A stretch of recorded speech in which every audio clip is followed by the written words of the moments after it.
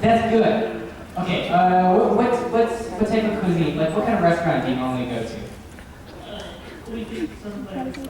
Okay, I will recommend to everyone to try something new. You know, like, food for the most part won't kill you. Maybe you'll be allergic to it, but you'll find it. I mean, it's not like, oh, you should try peanuts. No, don't. My boyfriend was trying to make me eat them, so. Right, but what I'm saying is usually if there's a food you're that allergic to, you'll know. I mean, but most foods, even the weird ones, you know, they're only going to do so much for you. Like mealworms, yeah, it's just protein. Yeah, these are all, we're bound by the society norms all the time. You know, you grow up with one thing. Like, I grew up sucking on chicken feet. Like if I take a step back and I just look at myself, I'm like, yeah, I'm sucking. There's no meat. It's just skin and tendons and not much nutritional value to it. But it's, you know, that's part of my heritage and culture, and you know, so for me that was very normal. And you know, I used to eat these buns that, you know, was red bean paste, you know, and I loved it. But I was going to school and everyone's like, "Are you eating poo buns?" At the time I didn't know what it was. I'm like, "Is this poo?" I'm like, "I don't know, but it tastes really good." Like for me, that was normal, right? And because I was in French immersion, we had people from all over the world going to that, you know, to our classes, so it was very diverse, and so everyone had something that was really weird. So I know very quickly, weird wasn't a thing anymore. It's like I was the kid that ate the food buns, right? There were other kids that ate these weird squiggly things. I know, and we had no idea what any of this was. It was just what was in our lunchboxes. So I know, I mean, we grow up with a very specific taste palette, and as we grow older, like I hated mushrooms, fish, and tofu growing up. I would not touch it, right? And now I love all three of those things, you know? It's like, we're so controlled by our mind, much in the way that theories kind of learn, you know, because we learn about the potential dangers in it, because we learn that people are afraid of spiders and stuff, that's why we can't go near them, even though most of them are pretty harmless, and we can just let them walk all over you. It's like, okay, I should probably take a shower later, because of hygiene reasons, but that's it, you know? They're just creatures. In fact, they help us kill mosquitoes, which is the only creature that I could probably be okay with if they weren't alive, because they get at me. But for the most part, you know, as long as you respect the food that you eat, you know, and if I ever went hunting, I would eat all of it, including the bones.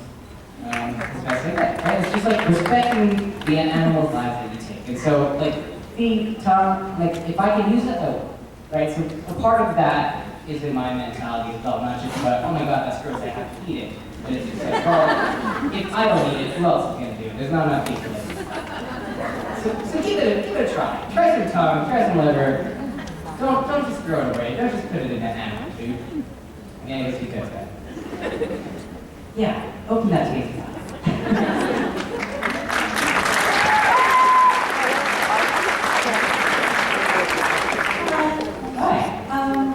So you're one of a handful of Canadian actors that are on Supernatural, and That's a lot of us. not in terms of big names. You're very right. You're very right. That's your because if my character is the way it is now, it would have been cast out of LA, and I got cast out of Vancouver, and then they decided not to kick me off through Vancouver. Thanks. But Supernatural is taking films in Canada. The way so that's been said here is a French mistake, and they make fun of it. So my question is, if you could demand an episode that's set in Canada or has to do with Canada, what would it be like? Well, I mean, here's a silly question, but have we had a moose on the show yet? I feel like there's something there. I would love to see them go into some cold territory, because I mean, they're dressed for it already. And I feel like there's so much you can do with snow. I just like snow in general. And it would be cool if they had a moose. What if Jared rode a moose? Like, why would that suck?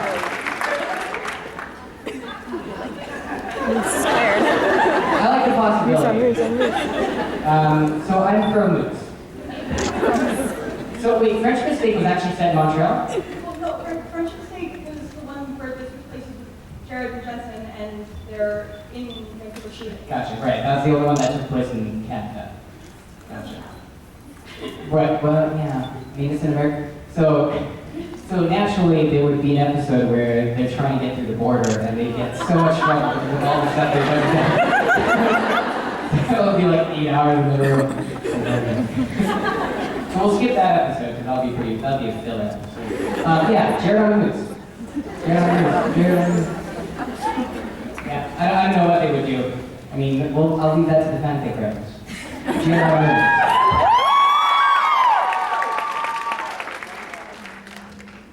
Thank you. Hey, Osric. Hey. I know you're trying to say a mask, but if you could be like any Sailor Scout, who would you be and why? Oh, that's a good question. Thank you. Touch your blankets. Which skirt is this shorts? You know what? That Venus.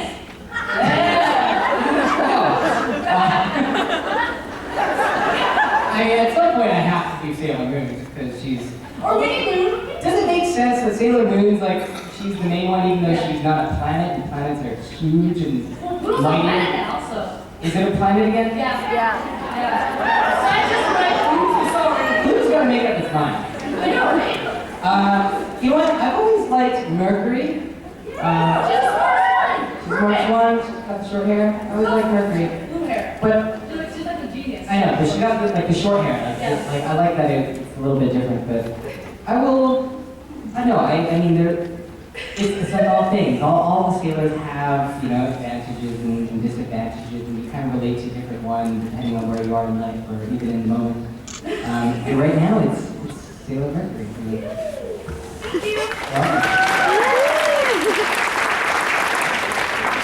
Hi. As Osric, you have lots of martial arts experience, so I'm just wondering, would you ever consider doing a martial arts battle against Richard? That's something you never got to demonstrate your skills, so. Richard, are you back there? You want to fight?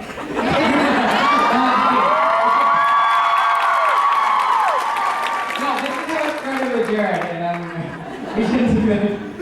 We should wrestle on stage. This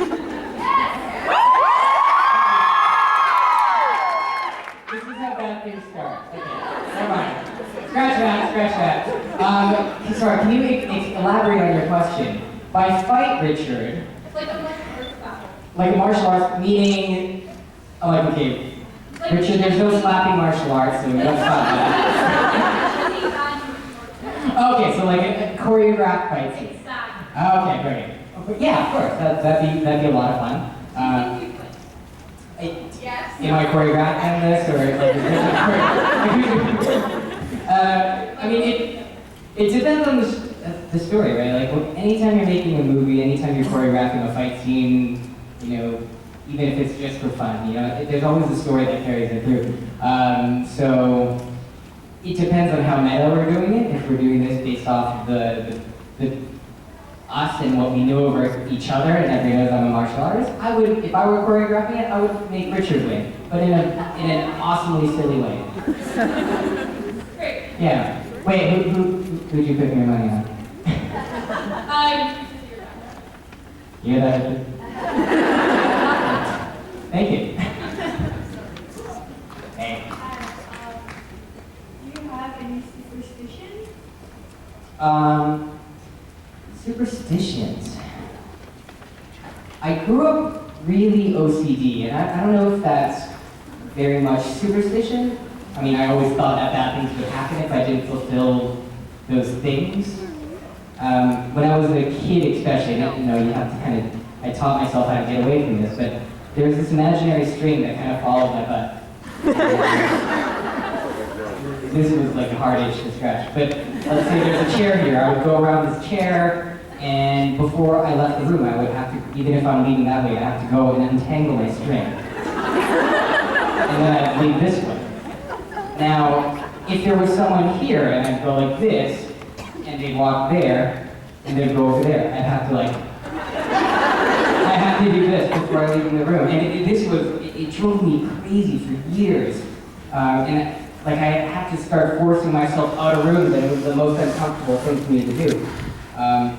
But I would do it, and even now I still get this. This was a pretty big one, but let's say I saw that spotlight out of the corner of my right eye, right? And it's just a glance. All of a sudden, my life is like, it feels like this. And I need to balance it off, like, same light, okay, now I'm good, right? And so, like, I don't know, it's just like a matter of balance and symmetry, I guess. And I don't know if that's superstition more than it is, I have some mental problems, I think. But those are the only things that I really care about. I mean, you know, it's like, okay, I'm in a dark basement and I can kind of hear noises and stuff. Like, okay, probably in my head. Usually I can rationalize my way out of it. But this stuff I can't. You know, it's just there. I guess I'm not very superstitious. You know, more, you know, like the usual actors thing. You don't see good luck, you see break a leg. I mean, it doesn't really bother me if someone says good luck. I'm like, oh, I don't get it anyways. I don't know. It hasn't really bothered me. I think for the most part, my superstition is more based off of logic and reasoning, and it's this stuff that I just can't explain that really bugs me. Do you have any big superstitions? Not really. I mean, especially working on a show called Supernatural. You know, you think we have a lot more, but no, we just learned that all supernatural things are just silly people in costumes. So, that is from Scooby-Doo. Yeah, not really. And then keep your costume. Hello. Okay, hi.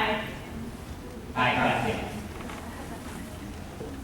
Okay, my question is, everybody like asks this question, but who is like your absolute favorite character ever? Okay, on the count of three, can everyone guess?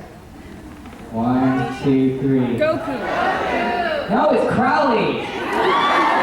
Absolutely love Crowley as a character.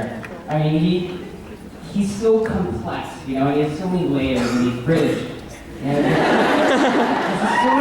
there's so much to like about Crowley. You know, and just the whole evil, is he good, is he evil, kind of sometimes. Even when he's not, he is. You know, I just, and Mark Shepard, you know. Yeah, Crowley is my favorite character for sure.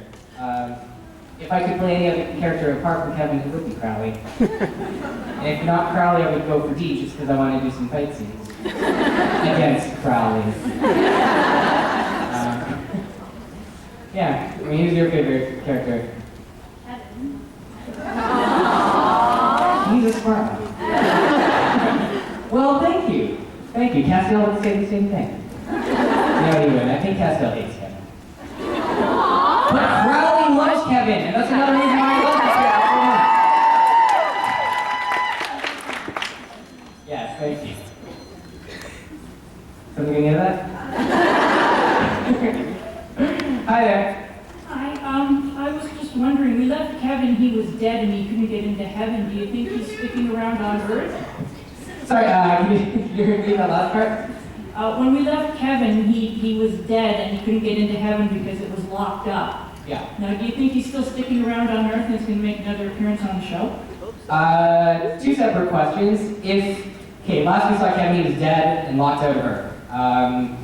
Probably out somewhere living a weird home life with his mom. Will he make a return on the show in heaven or in the veil or otherwise? I think there's a very strong possibility. I saw that interview that they put out, and Jeremy said that it was a possibility. But apart from that, I have no idea and how they're going to do it.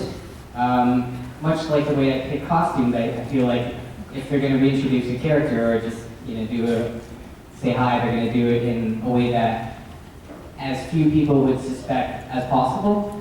I mean, the possibility is there for every character on this show, right? No matter how dead or seemingly like that. I mean, because it's like, okay, you're dead. No, now you're really dead. Okay, no, Bobby, now you're really, really dead. This is the most dead you could possibly be. That's super final. It's like, okay, now you can come back, but you're going to be dead. I mean, that's the nature of the show, right? So they have to come up with something clever. But I mean, I feel like dead Kevin can be its own thing, you know? Sure, Kevin in the veil. Not alive Kevin. Because because before his only you know, his power was reading these tablets. They have no use for the tablets anymore. They don't need to revisit that storyline. But he's in the Vale. Unless the boys are going to go there, they have no idea. You know, Kevin's hanging out with Candy all the time. They can do stuff. Or up in heaven, if he goes there, you know, and maybe Castiel can't go there just yet because of the grace and stuff. But I don't know. This is like all of a sudden Kevin, you know, he's still part of that family there, and can be of use to something that they can. So I feel like if they were to bring back Kevin, there are a lot of different ways that they can do it, where he's not just there, you know, hanging out with his mom, and you know, they're just like, okay, this is how they've been living. You know, his mom does everything, and Kevin just kind of watches because he has no needs anymore because he's dead.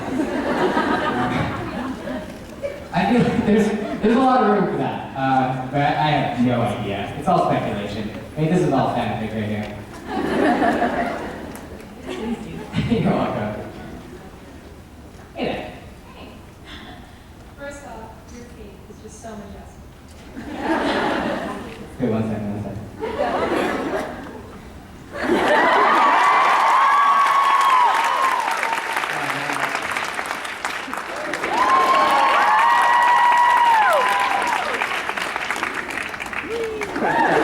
I feel like, oh my god, see now I want to do like flips and stuff, but it'll probably sound lost if I do. If I trip and injure myself, this is totally my fault.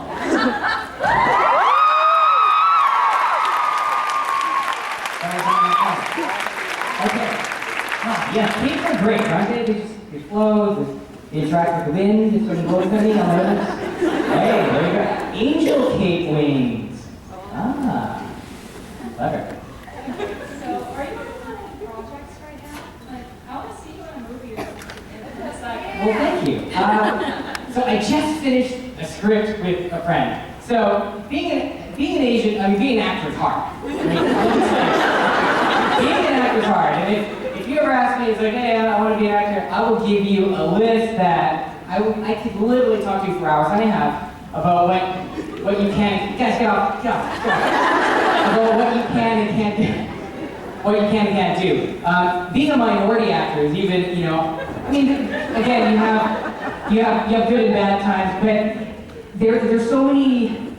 At this point, I can't do every role that's available for a minority actor. My agent's just like, no, it's not a good move. And so there's a lot of waiting, and I hate waiting. I like to initiate projects. I like to do things. And so I've been working on this script with some friends, and this is like, okay, also instead of waiting for stuff, you should just go and make it happen. So I wrote a script, the character that I wanted to do, and you know, I just want to like kind of experience what it's like to be a producer on the other end instead of, you know, like I can help find people instead of, you know, waiting for someone to help find me. Hey guys. Let him do an Osric Chau!